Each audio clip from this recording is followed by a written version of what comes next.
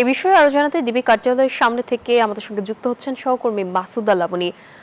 লাবনী, সাবেক স্পিকারকে আটক নিয়ে আপনার কাছে কি কি তথ্য আছে বিস্তারিত জানাবেন।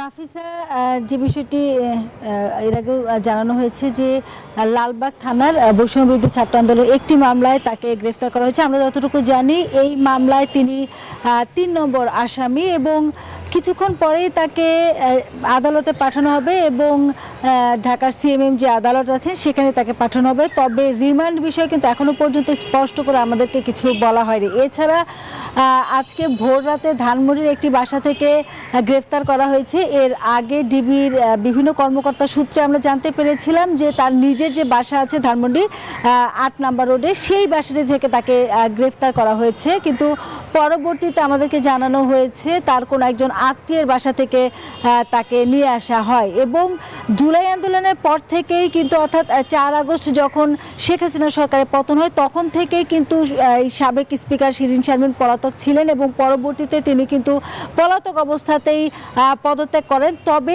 এই যে সময়, এই দীর্ঘ সময় তিনি কোথায় ছিলেন এবং জিজ্ঞাসাবাদে নতুন কোনো তথ্য পেয়েছে কিনা আমরা মহানগর গোয়েন্দা পুলিশের যারা কর্মকর্তা আছেন তাদের সাথে যোগাযোগ করেছিলাম। তারা আমাদেরকে আসলে এখন পর্যন্ত কোনো তথ্য জানানি এবং মহানগর গোয়েন্দা পুলিশের অতিরিক্ত কমিশনার শফিকুল ইসলাম তার সাথেও আমরা যোগাযোগ করেছি। তবে জিজ্ঞাসাবাদে কি তথ্য পেয়েছেন এই বিষয়টি কিন্তু গণমাধ্যম কর্মীদের এখনও জানানো হয়নি এবং পরবর্তীতে আনুষ্ঠানিক কোনো ব্রিফিং করা হবে বলে আমরা জানতে পেরেছি। তখন হয়তোবা তাদের কাছে বিস্তারিত জানা যাবে। তো নাফিসা, এই ছিল আমার কাছে সবশেষ তথ্য।